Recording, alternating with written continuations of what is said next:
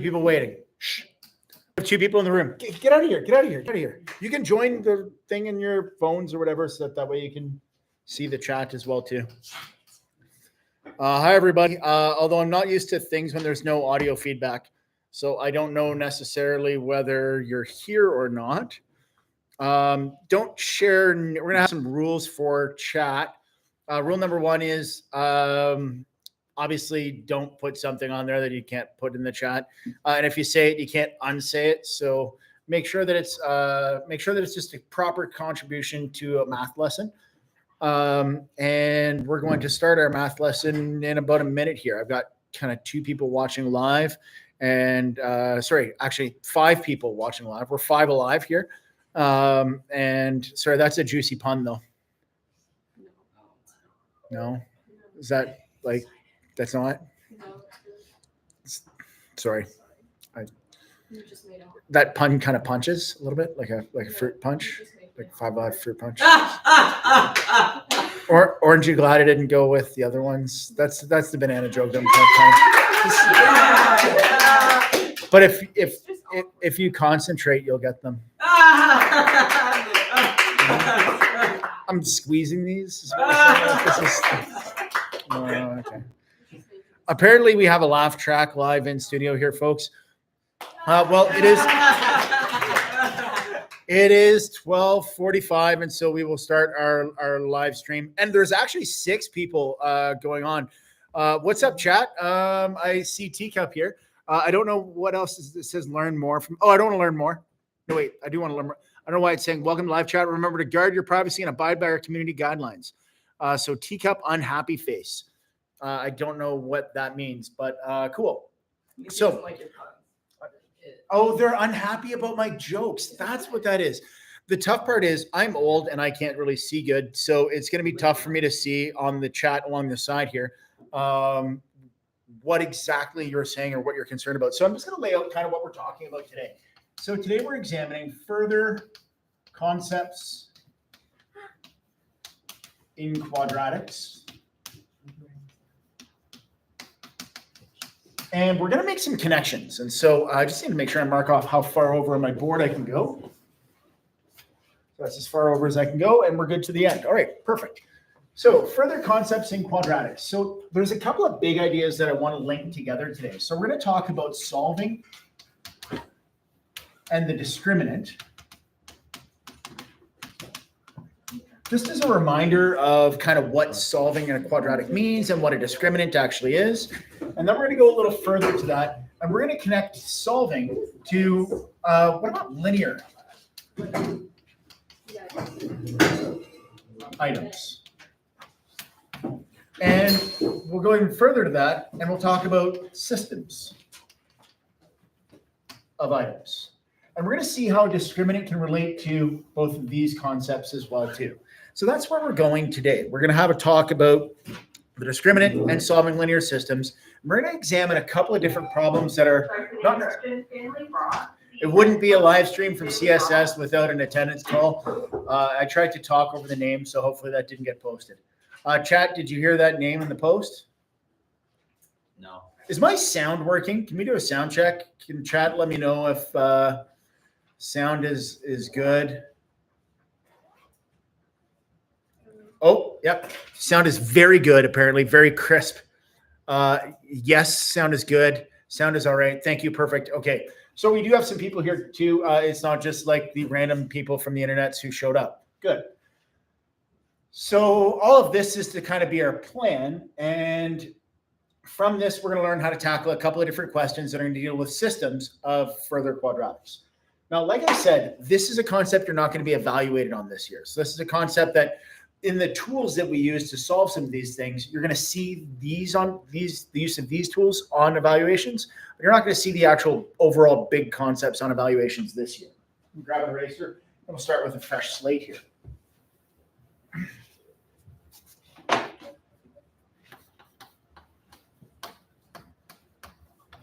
How many solutions does the quadratic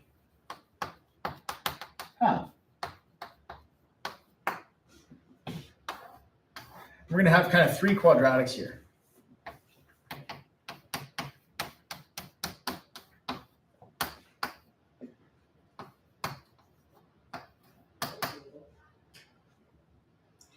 And 1 equals.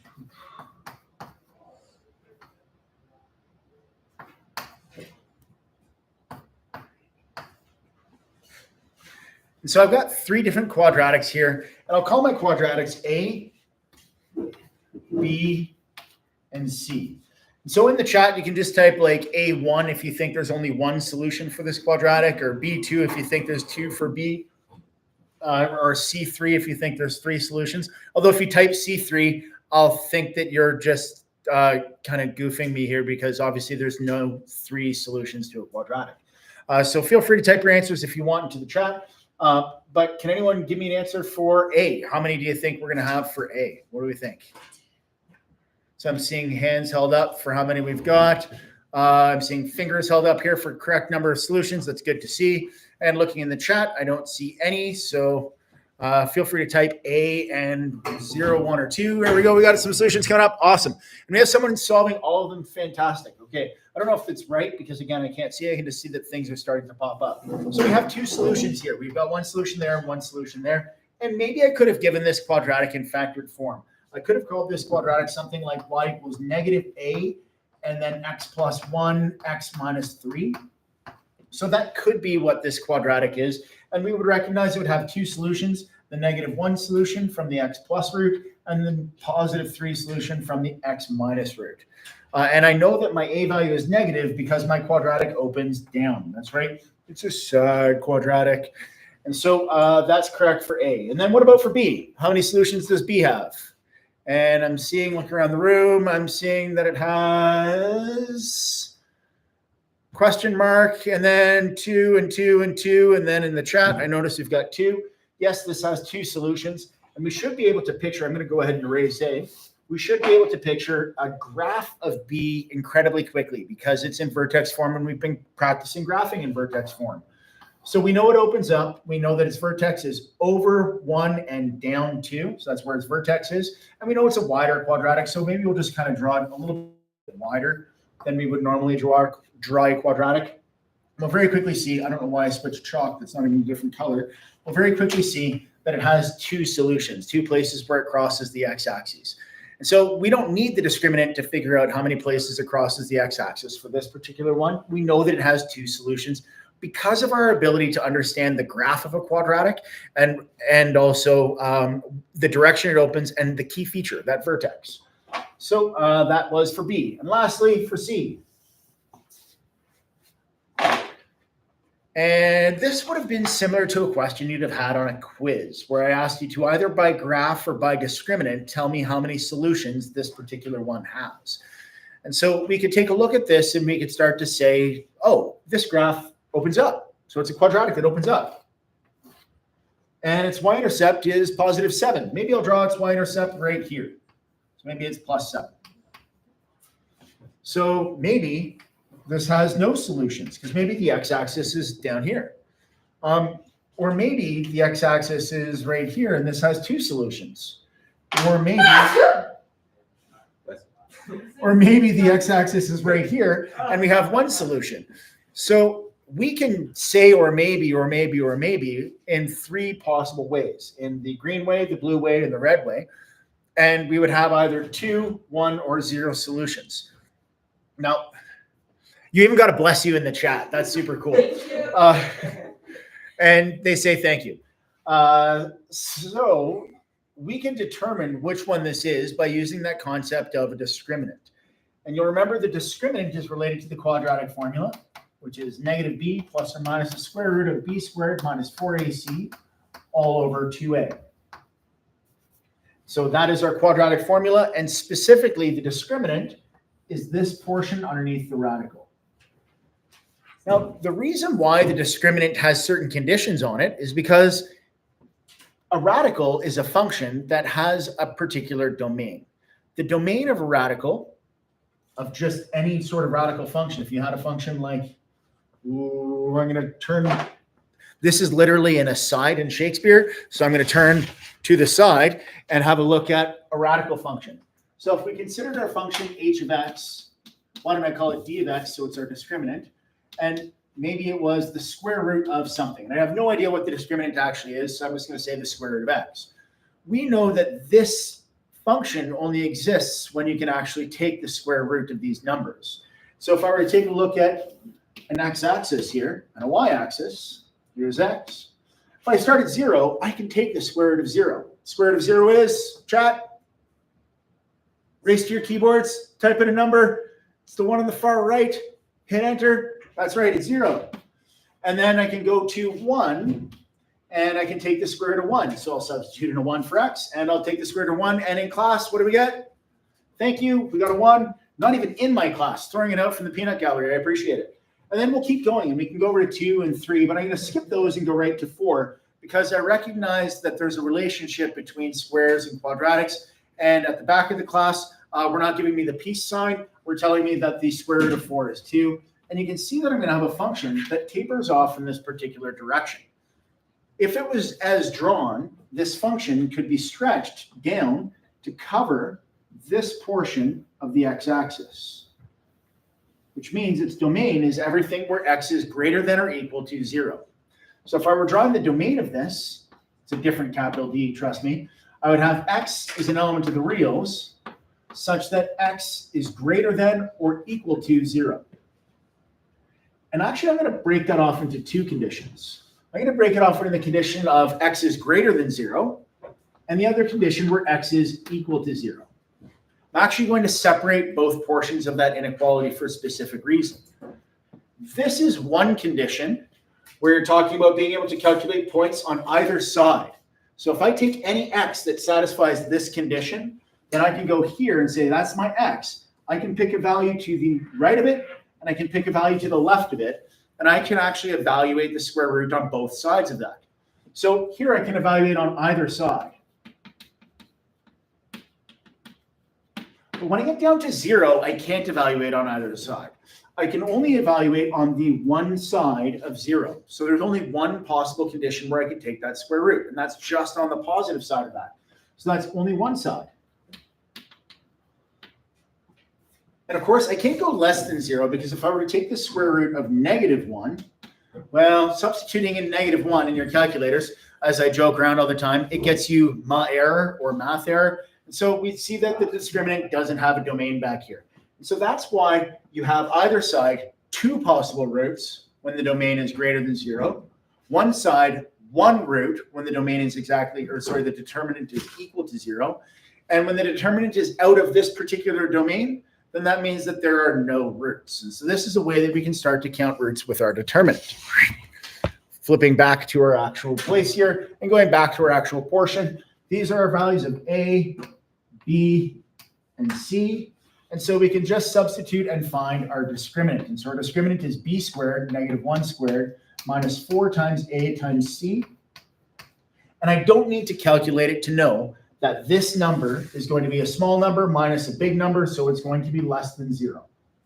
And if it's less than 0, then as Teacup said in the chat, there's going to be 0 roots for this particular quadratic. So we're not dealing with the red case. We're not dealing with the blue case. We're dealing with the purple case.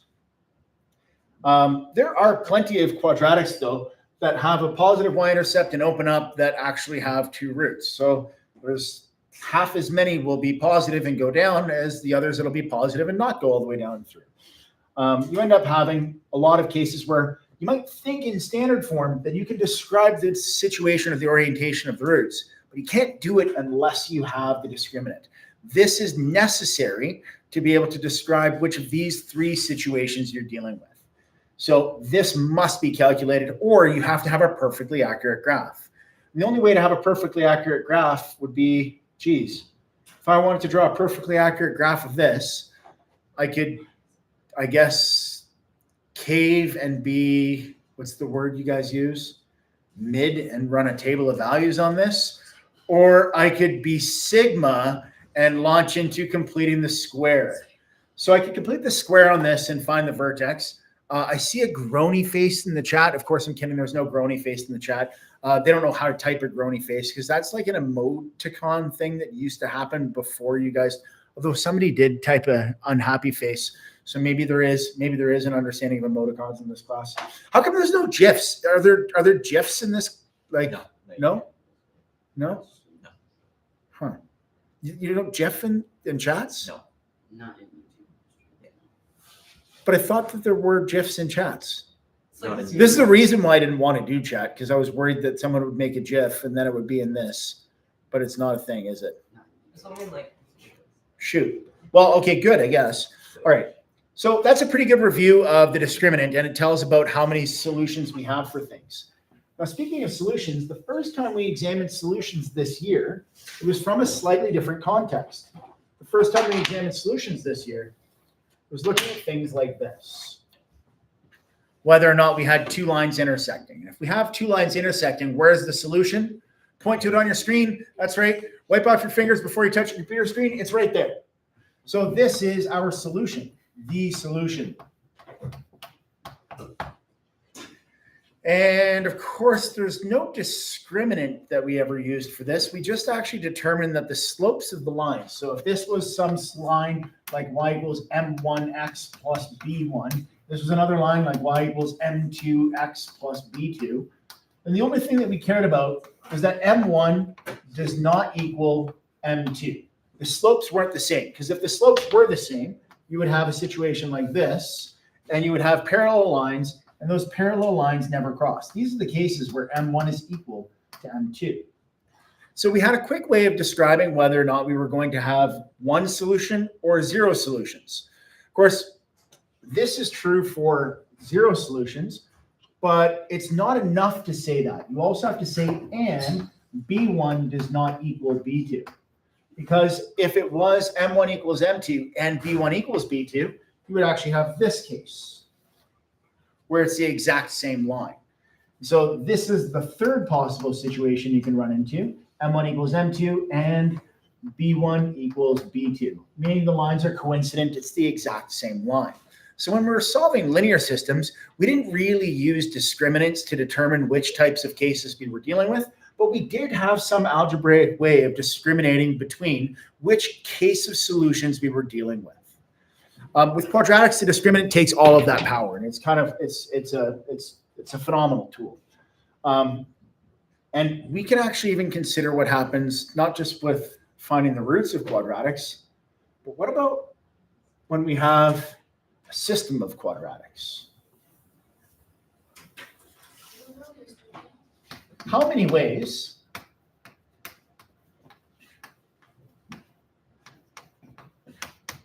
can two quadratics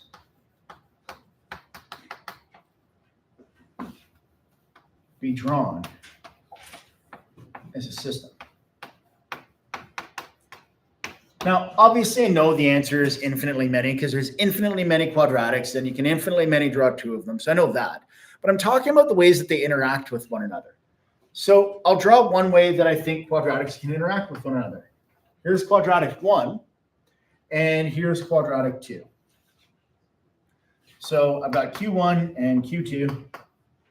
And in these two quadratics, this is a system. There's something very clearly not happening in this system.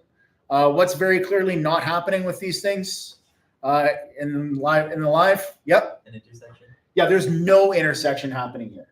But I think if I took Q2, and I said, okay, well, I don't want to draw Q2, but I want to draw Q2 plus some value so that I translate Q2 up. Maybe this is Q2 plus D. So some distance that's added to Q2 afterwards that moves it up. Now you can see, wait a second, I have how many intersections? 2. So I can have no intersections.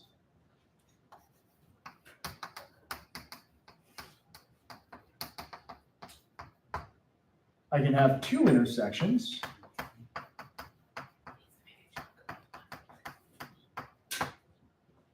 How many other types of intersections can I have?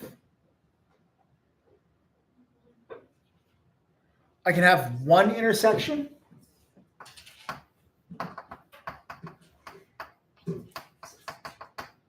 Or lastly, I can have infinitely many intersections.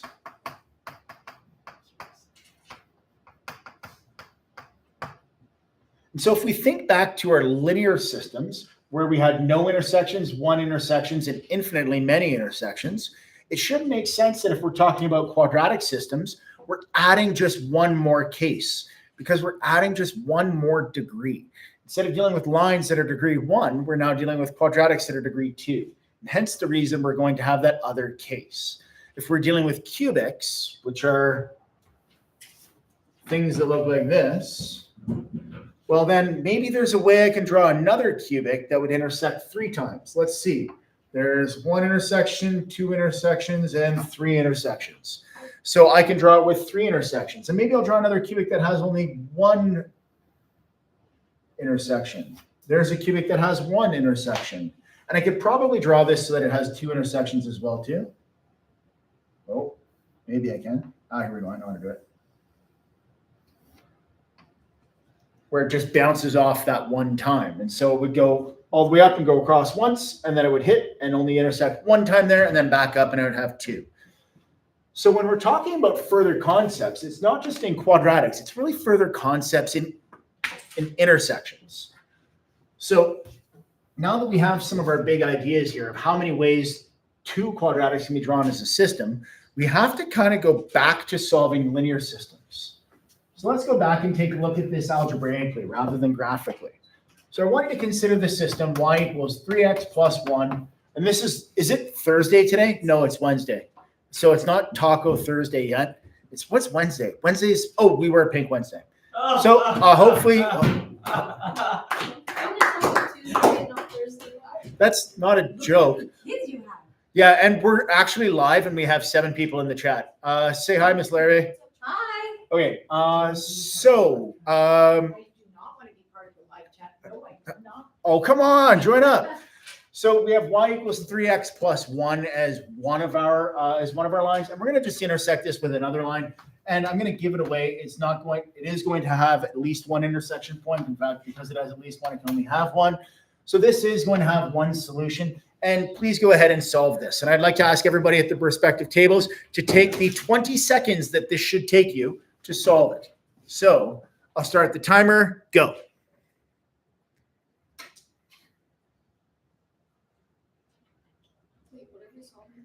Solving for x and y.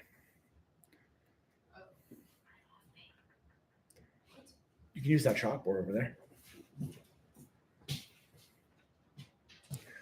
I'll just do a little reminder. We number our equations, then we decide on a strategy. So do we want to decide elimination or substitution? I see this as substitution, so I'm going to substitute y equals, oh yeah, you guys should just pause this. Or can you pause the live stream? No. But if you pause it, does it jump automatically when you hit play again? Or does it, you have to use the handle and drag it forward? So like yours, you'd be watching like, as though you're watching in the past? Yeah. Do they still call it a live stream? As soon as you click pause, they should call it a not quite live stream. Okay, so hopefully no one's clicked pause and you're still here live with us. But we're going to sub y equals 3x plus 1 into equation 2. And I think that's going to be the fastest way to solve this. We'll have 2x plus 3 times 3x plus 1 is equal to 7. And going ahead and multiplying, we should have 11x plus 3 is equal to 7. So we should have 11x is equal to 4. So we should have x is equal to 4 over 11. Is that correct? I believe it is. And then we'll substitute in x is equal to 4 over 11 in equation 1.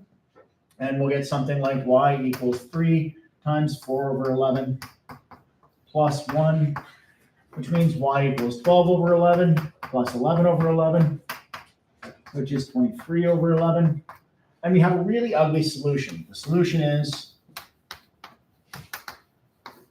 4 over 11 and 23 over 11.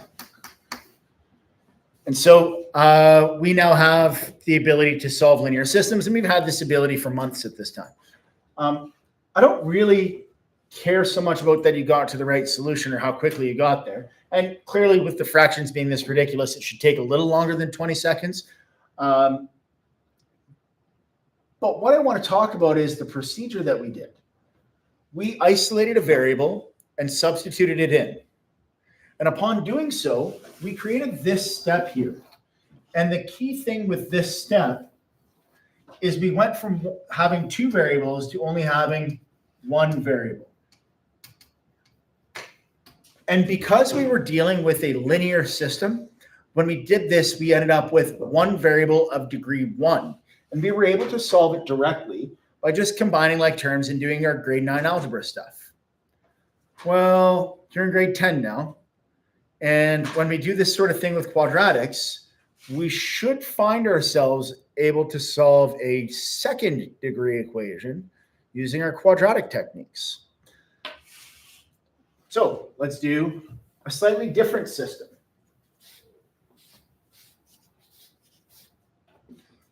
Same question. I want you to solve this system. Y equals x squared plus 3x plus 1. And y equals negative 2x squared plus x plus 1. Now, this is the first time you've seen one of these. But before I go ahead and try and solve this, I actually think I can visually inspect and tell that there's one solution at y equals 1, x equals 0. And the reason why is because I've built up this understanding of how to graph these things and what standard form tells me about the graph. The y-intercept of this first line is 1. The y-intercept of this second curve is 1. So they must intersect at the same y-intercept. So if I'm drawing a graph of these, I know that at 1 of them is going to open up and go through there, and one of them is going to open down and go through there. So I could either be dealing with this case, or I could be dealing with this case, or I could be dealing with the case where they just touch right at 1. But I know either way, one of my solutions is going to be where they intersect, and they're going to intersect at that y-intercept. That's because in standard form, I know the y-intercepts of both of these to be the exact same thing. So that's a hint of how we're going to find our solutions and also what a solution is. The solution to this system is going to be an intersection of the two quadratics. Now, thinking back about the graphs of the quadratics again, I have one that opens in which direction, chat? Sorry, not class, but chat, which direction does this open? If it's a happy quadratic, write a happy face. If it's a sad quadratic, write a sad face. So the top one and the bottom one. And we now have someone grittying across the room. And I'm seeing the happy face and sad face alternating from chat, which I love. And so I'll draw the top one in blue. There's that nice Carolina blue. And I'll draw the bottom one in this red.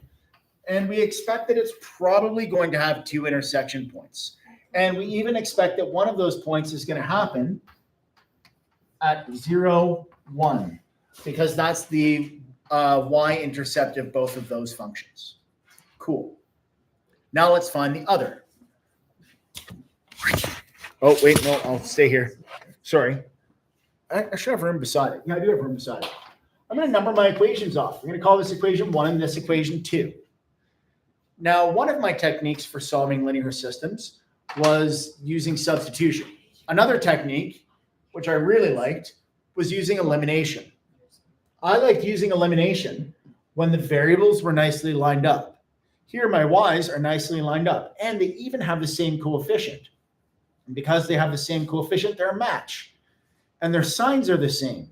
So if the same signs, what do I do when I eliminate? That's right, class, I subtract. So if I take equation 1 and I subtract equation 2, I should be able to eliminate my variable y. So I'm going to do that. I'm going to take equation 1 minus equation 2. Well, y minus y is 0. And x squared minus 2x squared is 3x squared. And 3x minus x is 2x. And 1 minus 1 is 0. And so I now have this nice expression here. And remember, when we were solving our lines, we had one variable. When we're solving our quadratics, we have one variable. The difference between the lines and the quadratics, though, was when we got down to one variable with a line, it was degree 1. When we got down to one variable with quadratics, it's degree 2. So we should have seen that coming, probably. It should have been pretty easy to foreshadow. If you did this with cubics and you got down to one variable, you'd expect that it would be a degree of 3. Same thing with quartics and so on and so forth. It also is the same thing if you're solving the intersection of a quadratic and a line. If you're doing a quadratic and a line, it will work out to have a degree 2. It always has the highest degree of the thing in the system that has the highest degree. So when you get to this step, a good check is to just make sure you're dealing with quadratics. It should still be a quadratic. So you're doing all right. Now I got to solve this. So how do I solve 0 equals 3x squared? We'll just refocus us here. So we're just solving what's in the red box here. And I got a lot of different strategies to do it. I can solve using the quadratic formula because it's in standard form. I can solve using graphing and or completing the square and solving directly. Or I can solve by, what's that F word again? And factoring is religion? That was weak from the class. It was also weak from the chat. So again, get it ready, get it queued up, type it into the chat, but don't hit enter. In 5 seconds, I'm going to start saying it.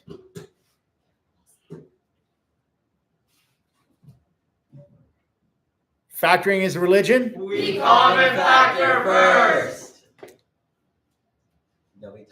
No, I got 2 who nailed it actually. And one was even shouting. Okay, I think the others were just a little bit, there might have been a little bit of a lag because I think one of the people who typed it in last is like a Powassan person. And I know that the ducks that do internet out in Powassan are a little bit tired because it's winter time, so it's a little bit challenging for them to get the internet to them on time. So I do apologize. Although I don't know if she's actually a Powassan person. I think they were at one point. And I'm just making fun of random people in the chat at this point for living in the same community that I live in, where the internet is delivered by hand. So 0 equals 3x squared plus 2x. We're going to common factor this. Of course, the common factor is nice. It's easy. It's x. So when I remove x, I'm going to have 3x plus 2. And you'll say to yourself, well, wait a second. I thought we said 1 was a solution. Here, this tells me what's a solution. Well, this tells me x equals 0 is a solution. But that's okay. Because remember, x equals 0 was where we said our solution was. And when we substituted 0 for x, we're left with just 1 in both equations. And so that means 1 is our y value. Now, what's our solution that occurs from this term? -2. In the class? -2. It's -2/3. And so when we substitute -2/3 into either of these, we're going to get our other coordinates. And here's 0. Here is -2/3. And I'm just going to substitute it into equation 1 because I think it's easier. So equation 1 with -2/3 is y equals -2/3 squared plus 3 times -2/3. That's easy. Plus 1.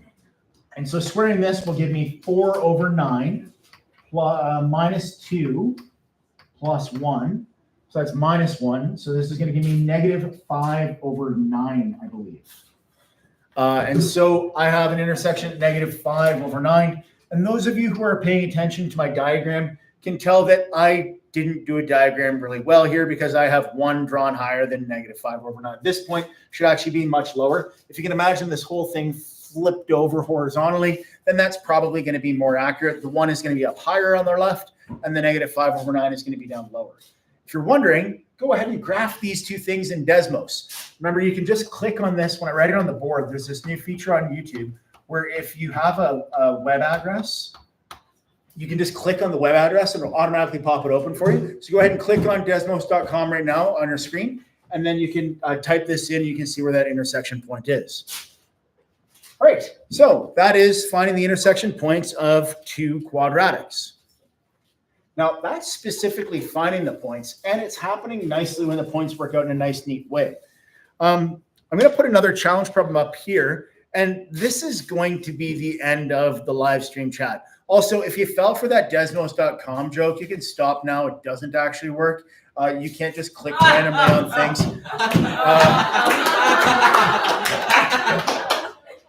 There's a hyper reaction happening in the classroom here. I'm not really sure what that's all about.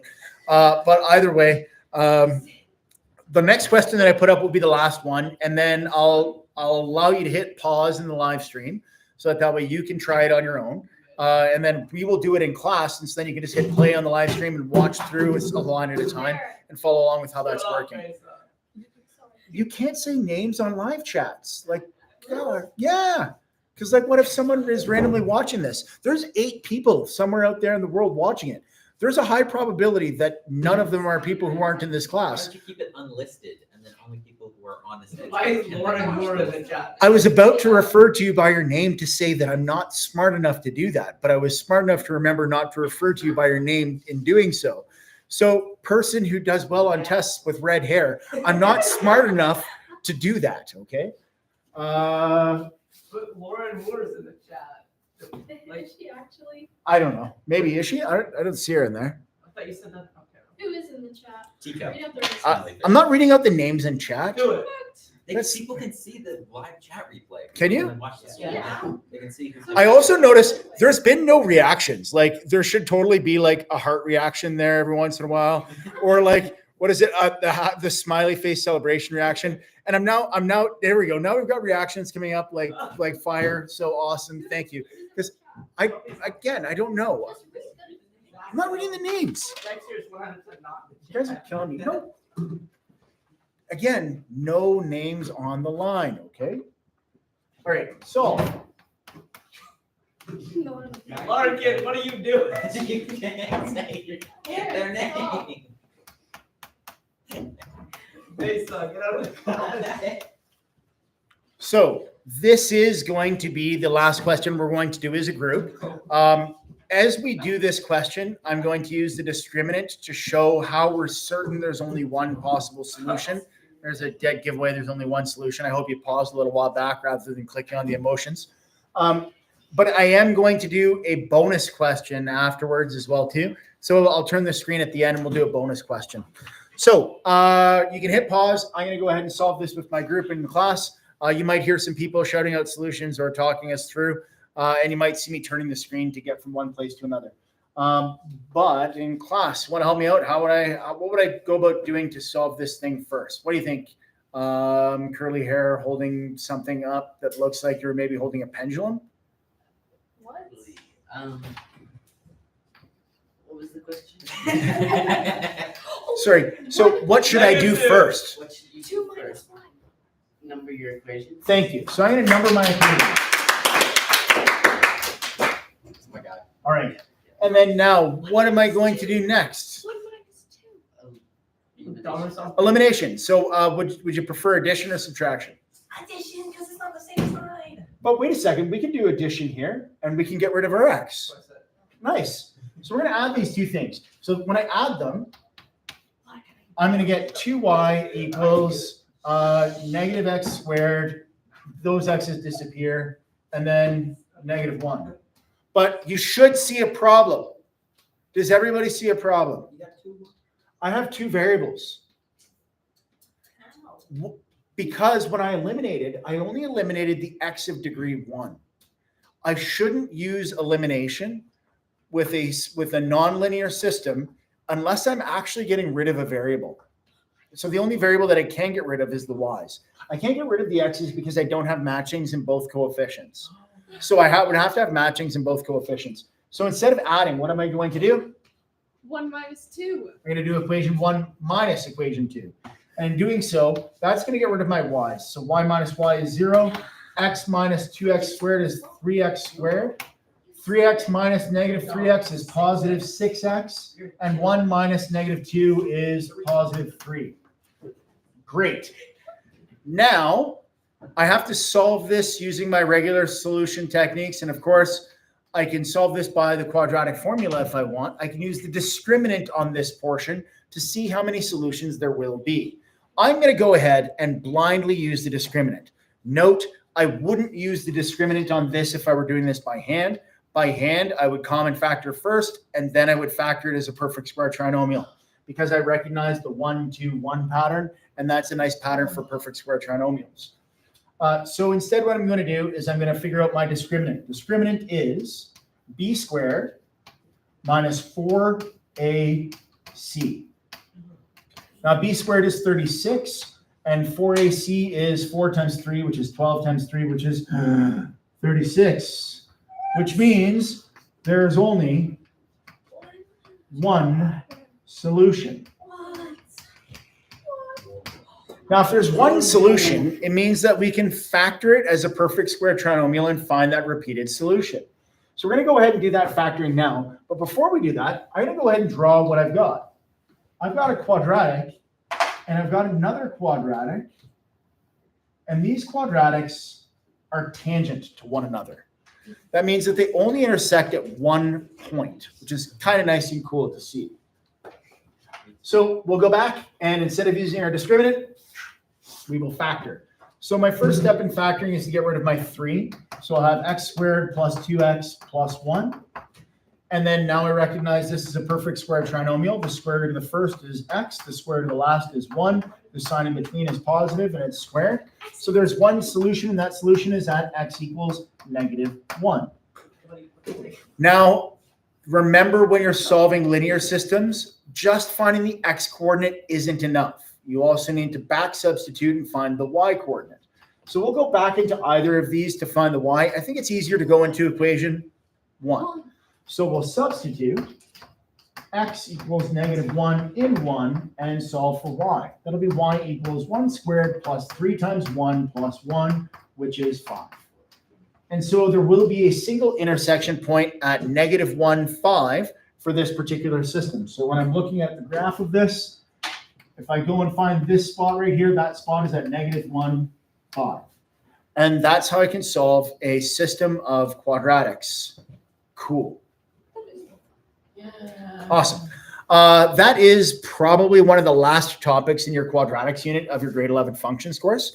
And we skipped over a bunch of the topics leading up to it. But actually, all the topics that lead up to it are a little bit easier because it's just intersecting quadratics and lines. So that's kind of a nice thing to be able to see like, hey, I can follow that and I can do it. I hope what you're noticing is we're just putting together our tools in different orders to solve slightly more and more complex problems. So our tools that we put together here were the tools of the discriminant, factoring to solve quadratics, and solving linear systems by either elimination or substitution. I've got a question from the class. Yes?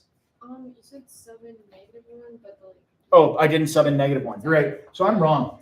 And thank you for the correction and good catch, because you end up with -1 as the other coordinate.